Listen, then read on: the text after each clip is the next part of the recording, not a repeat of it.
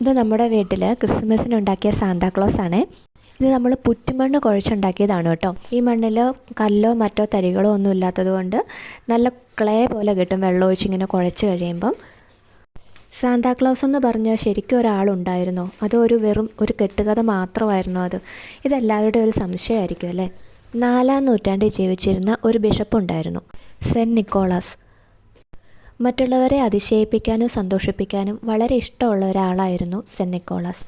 ഒരു ക്രിസ്മസ് കാലത്ത് cent Nicholas കുട്ടികൾക്ക് വേണ്ടിയിട്ട് എന്തെങ്കിലും ഒന്ന് വ്യത്യസ്തമായിട്ട് സമ്മാനിക്കണമെന്ന് തീരുമാനിച്ചു. അതിനായിട്ട് അദ്ദേഹം ഇന്നുവരെ ആരും കാണാത്ത ഭംഗിയുള്ള പാവകൾ നിർമ്മിക്കാൻ തീരുമാനിച്ചു. തൻ്റെ ഒഴിവു സമയത്ത് ഒരുപാട് പാവകൾ അദ്ദേഹം ഉണ്ടാക്കി. തുടർന്ന് വർണ്ണക്കടലാസിൽ പൊതിഞ്ഞ പാവകൾ എല്ലാ വീടുകളുടെയും മേൽക്കൂരയിൽ കയറി അവരറിയാതെ സമ്മാനപ്പൊതികൾ ഇട്ടുകൊടുക്കും. അതുപോലെ തന്നെ പാവപ്പെട്ടവരെ ഒരുപാട് സഹായിക്കുന്ന ഒരു വ്യക്തിയായിരുന്നു അദ്ദേഹം. വളരെ രഹസ്യമായിട്ടായിരുന്നു അദ്ദേഹം ആളുകളെ സഹായിച്ചിരുന്നത്. ഇതാണ് കേട്ടോ സെൻറ്റ് നിക്കോളാസിൻ്റെ കഥ. നമ്മുടെ സാന്താക്ലോസിൻ്റെ സ്റ്റാച്ചു ഇവിടെ റെഡി ആയിക്കൊണ്ടിരിക്കുക കേട്ടോ. മമ്മിയാണ് ഇതുണ്ടാക്കുന്നത്. ഇതുപോലെ തന്നെ ഓണക്കാലത്ത് മാവേലി ഉണ്ടാക്കിയിരുന്നു, അതിൻ്റെ വീഡിയോ ഞാൻ ഇട്ടിരുന്നു. ഇത് ആൻമരിയാണ്, നമ്മുടെ ഒരു സബ്സ്ക്രൈബർ കൂടിയാണ്. അവരിവിടെ മാറിയിരുന്ന് എന്തൊക്കെയോ ഉണ്ടാക്കുന്നുണ്ട് കേട്ടോ.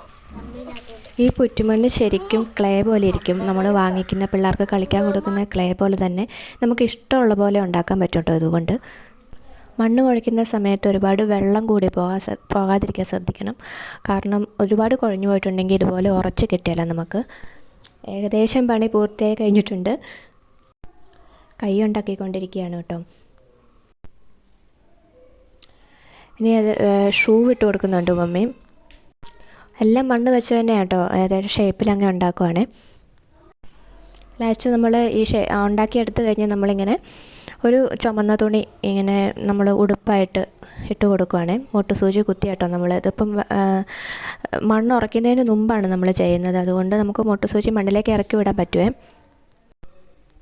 പഞ്ഞിയാട്ടോ തലമുടിയും താടിയൊക്കെ ആയിട്ട് വെക്കുന്നത്. മണ്ണ് ഉറച്ചിട്ടില്ലാത്തത് കൊണ്ട് തന്നെ നമുക്ക് വേറെ പശയൊന്നും ഇല്ലെങ്കിലും കുഴപ്പമില്ല. അല്ലെങ്കിൽ ഇച്ചിരി പശ കൂട്ടിയാണെങ്കിലും നമുക്കിതങ്ങ് വെച്ച് അതവിടെ ഉറച്ചിരുന്നോളൂ.